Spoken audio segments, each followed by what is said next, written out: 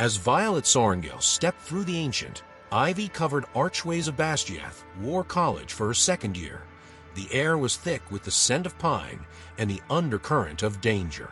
Her survival in her first year had not been easy, and now, with each step, she felt the weight of expectations even heavier on her shoulders.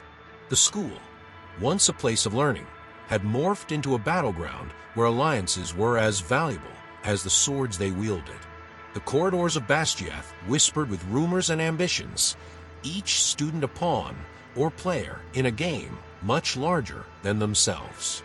Violet, with her unique connection to Tairn, her dragon, found herself at the center of this game, whether she liked it or not. Her bond with Tairn was her sanctuary, her source of strength, but it also painted a target on her back, making her a figure of envy and fear. In this chapter of her life, Violet faced the necessity of forming alliances, some of which were as perilous as they were essential. The first of these was with Xaden Riorson, a figure shrouded in mystery and power, whose dark reputation preceded him. Their relationship was a complex tapestry of distrust, necessity, and an undeniable attraction that neither could ignore. Xaden, with his own agenda, saw in Violet a potential ally or adversary. His intentions were as hidden as the secrets of the Empyrean itself. Their interactions were charged with the tension of a storm about to break. One evening, under the pretense of studying ancient texts in the library, Xaden revealed a piece of knowledge that could shift the balance of power at Basgiath. "The Empyrean isn't just a myth, Sorrengail," he murmured, his voice barely above a whisper, ensuring they were not overheard. "It's real, and it's why you're here, why we're all here." This revelation didn't just deepen their bond, it plunged them into a conspiracy that could either save or doom them. Violet's next alliance came about more unexpectedly. Professor Dainitos, once an instructor who viewed her with skepticism, now seemed to regard her with a newfound respect, or perhaps fear. During a particularly grueling session of combat training, he approached her not as a teacher, but as a potential ally. "You've grown, Violet, and with growth comes the need for, let's call it, strategic partnerships," he said, his eyes scanning the room for eavesdroppers. His offer was vague but potent, suggesting a common goal against forces within the college that sought to control or eliminate those with significant power. However, not all alliances were forged in the dimly lit corners of libraries or training halls. Some were born in the heat of rivalry. Leah Mary, a fierce competitor, had always been at odds with Violet, his ambition often clashing with her own. Yet, after a particularly brutal skirmish in the combat arena where they were forced to work together to survive an ambush by upperclassmen, a begrudging respect formed. Their alliance was one of survival rather than trust, but in the world of Basgiath, survival often necessitated strange bedfellows. These alliances were not without their risks. Each new connection blurred the lines between friend and foe, loyalty and betrayal. Violet found herself walking a tightrope, where one wrong step could mean her downfall or that of her allies. Her evenings were spent decoding the cryptic messages left by those who sought her allegiance, deciphering who among them might be true allies or wolves in sheep's clothing. The most daring of these alliances was with a group known only as the Ravens, a secretive faction within Basgiath that opposed the strict governance of the college's council. Meeting them was like stepping into another world, where the rules of Basgiath didn't apply. Their leader, a woman known only as Sparrow, wore her defiance like armor. "We don't just bend the rules, Sorrengail, we break them," Sparrow declared during their first clandestine meeting in the depths of the forest surrounding Basgiath. "And we need someone like you." This chapter of Violet's life was a dance with danger, where every step forward in understanding her powers, her enemies, and herself brought new perils. Each alliance tested her resolve, her morals, and her ability to discern truth from deception. As the semester progressed, Violet realized that trust was a luxury she could scarcely afford, yet without it, her journey at Basgiath might end before it truly began. In this environment of shifting loyalties, Violet learned that power wasn't just about the strength one wielded, but also about the shadows one could navigate. Her alliances, forbidden by the college's standards, were her lifeline, her strategy for survival in a place where being alone could mean certain death. As the skies grew darker with the approach of winter, so too did the complexities of her relationships, each one a thread in the intricate web of power at Basgiath War College. The morning mist clung to the grounds of Basgiath War College as Violet made her way to the Dragon Dens, a place that held both solace and secrets.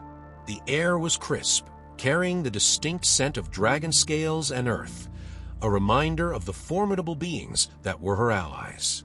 Today, Violet was to delve deeper into the lore of dragons, a subject that had always intrigued her, but now seemed crucial to her very survival and understanding of her role within this enchanted world. As she approached Tairn's enclosure, the ground vibrated with the power of his presence. Tairn, with his scales shimmering like the night sky, turned his massive head towards her, his eyes reflecting ancient wisdom. "You seek knowledge, rider." His voice boomed within her mind, not needing words to communicate his thoughts. Violet nodded, feeling the familiar warmth of their bond intensify. Tairn began to share tales of dragon lore, stories that stretched back to the dawn of time when dragons and humans made their first pacts. "Dragons are not just beasts of war," Tairn explained, his voice resonating with pride. "We are keepers of balance, linked to the very essence of magic that flows through this realm." He spoke of the Empyrean, not just as a source of power, but as a living force, intertwined with dragonkind. Violet listened, her heart racing with the implications of what she was learning. Dragons weren't merely mounts or weapons. They were integral to the fabric of magic itself. Tairn detailed how dragons could channel the Empyrean differently from riders. "Our connection to it is primal, instinctual," he said, his eyes narrowing. "You riders must learn to harness it through us, through our bond." As Tairn spoke, Violet's mind raced with possibilities. If dragons could manipulate the Empyrean in ways humans could not, then perhaps there were abilities yet untapped, powers that could change the tide of any battle, or even the war looming on the horizon. Their session was interrupted by the arrival of Andarna, a smaller, younger dragon whose scales glittered with a myriad of colors. Andarna was different. Her connection to the Empyrean was unique, almost whimsical. "Show her," Tairn instructed Andarna, who then playfully blew a stream of what appeared to be light from her nostrils. The light formed into shapes, small at first, like flowers blooming in the air, then larger, creating illusions that danced around them. Violet was mesmerized. This wasn't just dragon fire. This was an art, a manipulation of energy that could deceive or dazzle. "Can I learn this?"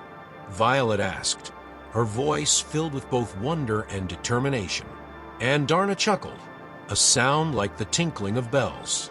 "You can feel it, yes. Feel the magic, the threads of the Empyrean. You just need to let go."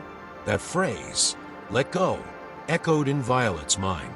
She closed her eyes, trying to sense what Andarna described.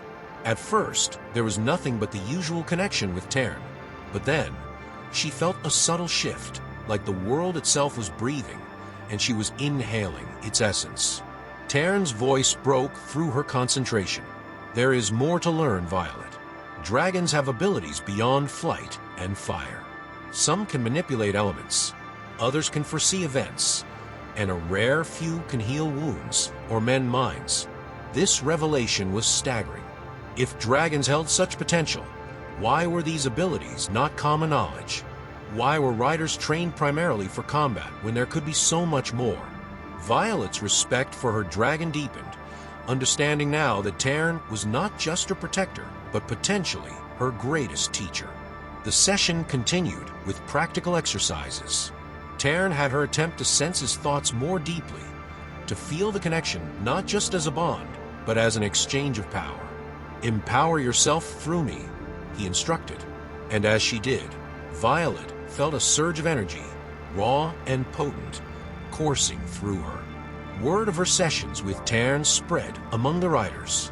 Some viewed it with awe, others with suspicion.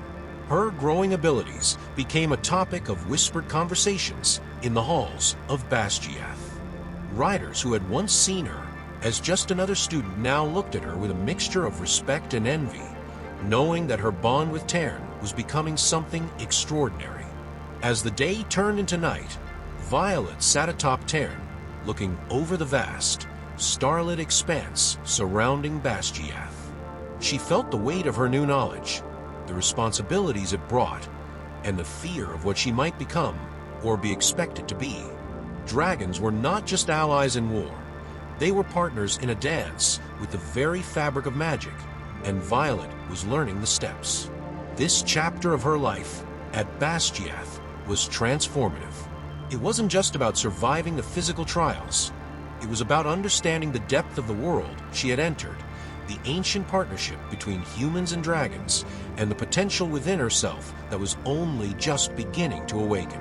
With each beat of Tairn's wings, Violet felt more connected, not just to her dragon, but to the legacy of dragon riders, a legacy she was now an active part of, shaping with every new discovery.